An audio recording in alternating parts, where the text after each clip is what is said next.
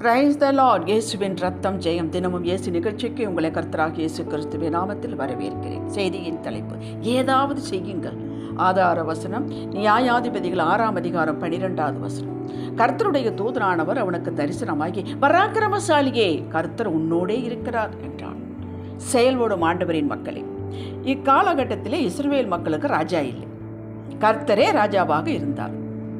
இஸ்ரவேல் மக்களில் சிலரே தைரியம் உள்ளவர்களே, மக்களுக்கு நன்மை செய்ய வேண்டும் என்ற எண்ணம் கரிசனம் கொண்டவர்களை நியாயாதிபதியாக அந்த காலத்தில் வைத்திருந்தார்கள்.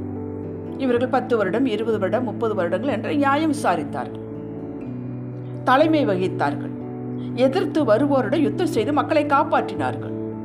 சுற்றி இருக்கும் பல இனத்தவர்களால் இவர்களுக்கு தொல்லை. இப்போது இஸ்ரவேல் மக்கள் விதை விதைத்து பயிரை காப்பாற்றி வந்தால், விளைந்த தருணத்தில் மீதியானியரும் அமலேக்கியரும் கிழக்கித்திய புத்திரரும் இவர்களுக்கு விரோதமாக வந்து விளைச்சல்களையும் ஆடு மாடு கழுதியில் எடுத்துக்கொண்டு போய்விடுகிறார்கள். கிதியோன் என்பவன் தைரியமாக வெளியே வந்து கோதுமையை மீதியானுடைய கைக்கு தப்புவிப்பதற்காக ஆலைக்கு சமீபமாய் வந்து அதை போரடித்தான். அப்பொழுதுதான் கர்த்தருடைய தூதனானவர் வந்து, பராக்கிரமசாலியே என்று அழைக்கிறார். கர்த்தர் உன்னோடே இருக்கிறார் என்றார்.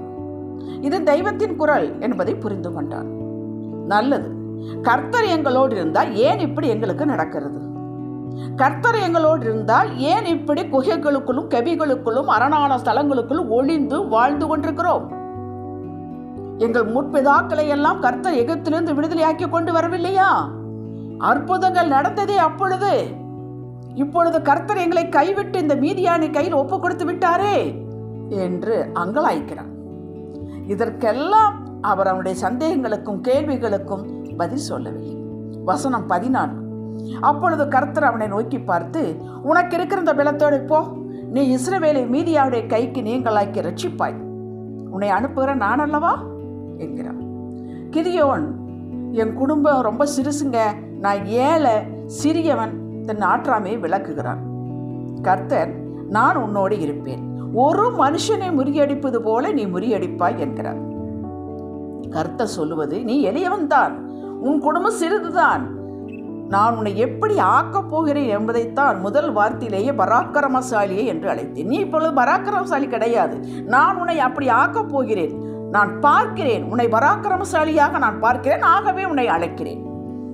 உன்னை நான் அப்படி ஆக்கப் போகிறேன், நான் உன்னோடு இருந்து இந்த யுத்தத்தை நடத்துவேன் என்பது போல பேசுகிறார். இதையெல்லாம் தூதனார் கிதியோனிடம் சொல்லவில்லை, ஆவியானவர் நம்மிடம் சொல்லுகிறார்.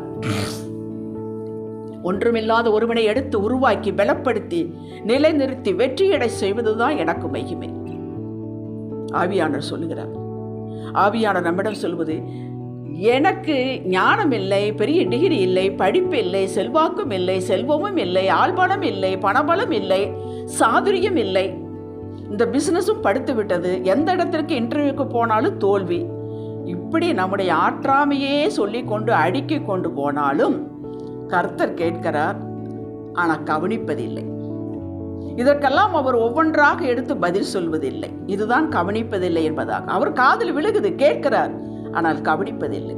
லூக்கா 15ஆம் அதிகாரத்தில் அந்த கெட்டகுமாரன், மனம் திரும்பிய மைந்தன், எங்கள் அப்பாட்ட இப்படி சொல்லுவேன், நான் வீட்டுக்கு போவேன், நான் பரத்துக்கு விரோதமாக உங்களுக்கு விரோதமாக தப்பு செஞ்சிட்டேன், நான் என்னை மகன்னு சொல்லிக்கிறதுக்கு லாயக்கே இல்லை, என்னை ஒரு வேலைக்காரன் ஒருத்தர் வச்சுக்கோங்க அப்படின்னு சொல்லுவேன். அப்படியே மனசுலேயே டயலாக சொல்லி சொல்லி சொல்லி அவங்க அப்பாட்ட போனது இதை தான் சொல்கிறான்.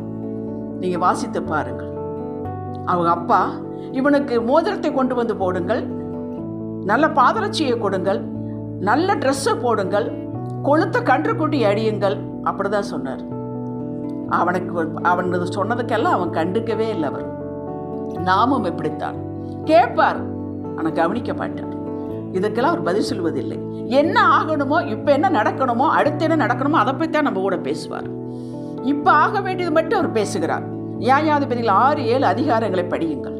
கிதியோனை செலக்ட் பண்ணினார், அவனுடைய டவுட் எல்லாம் கிளியர் பண்ணினார், யுத்த வழியை காட்டினார், வெற்றியடைய செய்தார். அப்படித்தான் நம்முடைய இல்லாமை, ஆற்றாமை, தகுதியின்மை இவற்றை ஒரு பொருட்டாக அவர் எடுப்பதே இல்லை. அவருக்கு இதெல்லாம் ஒன்றுமே இல்லைங்க, ஒன்றுமே இல்லாதிருந்தார் உருவாக்குகிறவர். நாம தான் இதை பெரிதுபடுத்திக் கொண்டிருக்கிறோம். ஒன்றுமில்லாதிருந்து உருவாக்குற தேவன் இன்று இப்படிப்பட்ட சூழ்நிலையில் இருந்து கொண்டு மனக்குவரோடு இருக்கிறவர்களை உங்களை தேடி வந்து விட்டார். நம்புங்கள். நீங்கள் புலம்புவது, கேள்விகள் கேட்பது, இவைகளை கேட்கிறார், ஆனால் கவனிப்பதில்லை. இனி ஆக வேண்டியது, செய்ய வேண்டியது, கிரியை செய்ய ஆயத்தமாகிவிட்டார். உங்களை எடுத்து எப்படி ஆக்க வேண்டுமோ அப்படி ஆக்குவதற்காக இறங்கிவிட்டார். அவரோடு இணைந்து கொள்ளுங்கள். சொல்வதை மாத்திரம் செய்யுங்கள். அவரை ஒன்றை மாத்திரம் கவனிக்கிறார். நிலைமை மோசம்தான். அதற்காக வீட்டுக்குள்ளேயே படுத்துக்கிட்டு முகட்டையே முறைச்சு பார்த்து கொண்டு இது ஏன், அது ஏன், இது இப்படி, அது இப்படியெல்லாம் இல்லாமல் எழுந்து ஏதாவது செய்ய வேண்டும் என்பதற்கிடத்தான் தேடி வருகிறார். ஏதோ காரியம் பண்ணுவோம், சும்மா இருக்கக்கூடாது. வாய்த்தாலும் சரி, வாய்க்காவிட்டாலும் சரி என்று களத்தில் இறங்கி செயல்படுகிற கிறிஸ்துவனையே தேடி வருகிறார். சோம்பேறிகளுக்கு கர்த்தர் உதவுவது இல்லை. ஊழியம் செய்ய விரும்புபவர்களும் கர்த்தரிடம் இப்படியே ஜெபிச்சுட்டு வெகுகாலமாக இருக்கிறாங்க. ஏதாவது காட்டுங்கப்பா, உங்களுக்கு ஏதாவது செய்யணும், நான் ஊழியம் செய்யணும், எனக்கு காட்டுங்க, எனக்கு சொல்லுங்க, இதை செய்யணும் சொல்லுங்க, இப்படியே கேட்டுக்கொண்டே இருக்கிறார்கள். அப்படி இருப்பவர்களுக்கு நான் உங்களை சொல்லி உற்சாகப்படுத்துகிறேன். உங்களுக்கு கர்த்தர் தரும் ஆலோசனை, இறங்கி ஏதாவது செய்யும்போது மட்டும்தான் இது அழைப்பு என்று புரிய வைத்து பிரித்தெடுத்து அபிஷேகம் செய்து செய்ய வைப்பேன் என்கிறார். ஒரு சகோதரி சொன்ன சாட்சி. ஆரம்ப காலத்தில் அவர்கள் இந்த துண்டு பிரசுரத்தை கொடுப்பார்களாம். அதில் அவர்களுக்கு திருப்தி இல்லை. சின்ன சின்ன வீட்டு கூட்டம் 10 பேர் 5 பேர் வைத்து நடத்துவார்கள். அதிலும் திருப்தி இல்லை, ஒரு சக்ஸஸ்ஃபுல் ஆகவில்லை. பைபிள் ஸ்டடி எடுத்தார்களாம், அதிலும் சக்ஸஸ்ஃபுல் ஆகவில்லை. இப்படி ஒரு காரியமாக குழந்தைகளை எல்லாம் சேர்த்து கொண்டு அவர்களுக்கு கற்றுக் கொடுத்தார்களாம். அதில் சுத்தமாக அவர்களுக்கு ஈடுபாடு இல்லை. இது 5 வருடங்கள் இப்படியே செய்து செய்து செய்து ஆனால் விடாமல் ஒன்று மாற்றி செய்து கொண்டு ஜெபித்து கொண்டே இருந்தார்களாம். ஜெபத்தை அவர்கள் விடவே இல்லை, தளர்ந்து போகவும் இல்லை. ஏதோ ஒன்று மாற்றி செய்து கொண்டே இருந்தார்களாம். கடைசியில் ஆண்டவர் வேறு பிரித்தெடுத்தார். அவர்களும் கண்டு கொண்டார்கள். அதில் அபிஷேகம் இருந்தது, அதில் ஆசீர்வாதம் இருந்தது. பிரீச்சிங்க்கு போனார்கள். இன்று உலகமே அவரை போற்றுகிறது. ஃபீல்டில் இறங்கி வேலை செய்யாமல் அவரே இன்விடேஷன் எடுத்து இதுதான் நீ பாடப்போ, இந்த நீ பாடுவதற்கு நீ பிரித்தெடுத்து கொடுப்பதில்லை. நீ இவாஞ்சலிஸ்ட், இந்த நீ ப்ரீச்சர், நீ அப்போஸ்தலர் என்று அவரது டைப் படித்து உடனே கொடுப்பதில்லை. இறங்கி செய்யணும். இது நமக்கு வராது, புரிய வைப்பார். இது உனக்கு வராது, அது உனக்கு வராது. அப்புறம்தான் வேறு பிரித்து எடுப்பார். பவுல் கர்த்தருக்கு எதிரான திசையில் செயல்பட்டு கொண்டிருந்தார். மடையை மாற்றினார். இதற்கத்தான் உன்னை ஏற்படுத்தின என்று பிரித்தெடுத்தார். பேதர் மீன் பிடித்துக் கொண்டிருந்தான். வா, மனிதர்களை பிடிக்கிறவளாக்குவேன் என்று பிரித்தெடுத்தார். என் அழைப்பு என்ன, நான் என்ன தொழில் செய்தால் விருத்தி அடையும், இன்னும் இது போன்ற கேள்விகளை கேட்டுக்கொண்டு படித்திருக்காதீர்கள். அதிலிருந்து எழும்புங்கள், துதியுங்கள், ஜெபியுங்கள். முதலில் அதை செய்ய வேண்டும். துதியுங்கள், ஜெபியுங்கள், அவரிடம் கிட்டி சேருங்கள். இப்போது தெரிந்ததை, கொடுக்கப்பட்டதை, கிடைத்த வேலையை, ஊழியத்தை கர்த்தருக்கென்று மனப்பூர்வமாய் செய்யுங்கள். கர்த்தர் சரியான நேரத்தில் நீங்க செய்து கொண்டிருக்கும் பொழுது, மாமூலாக செய்து கொண்டிருக்கும் பொழுது, சந்தோஷமாக செய்து கொண்டிருக்கும் பொழுது, அப்பொழுது இடைப்பட்டு உங்களை பிரித்தெடுப்பார், காட்டுவார், வாய்க்க செய்வார், செயல்படுத்துவார். இதுதான் நடக்கும். ஜெபிக்கலாம். அன்பின் தகப்பனே, ஒவ்வொரு நாளையும் இது கரத்தில் கொடுத்து அந்தந்த நாளில் இடைவிடும் காரியங்களை உமக்கென்று செய்வோம். நீர் எங்களை அழகாக வேர் பிரித்து எடுத்து நீர் விரும்புகிற வண்ணம் செய்ய வைத்து எங்கள் தலையை உயர்த்துவீர். தேவனுடைய ராஜ்யம் பேச்சிலே அல்ல, பலத்திலே இருக்கிறது என்று காட்டுவீர். ஆவியானவர் எங்களுக்குள்ளே இருக்கிறார். கிரியையிலே காட்டுவோம் சுவாமி. விசுவாசத்தை கிரியையிலே காட்டுவோம்.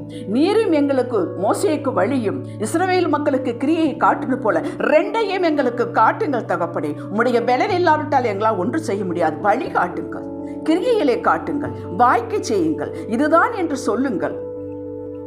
ஹல்லேலூயா. செய்து முடிப்போம் உமக்காக. இயேசுவே நாமத்தில் பிதாவே, ஆமென். ஹல்லேலூயா.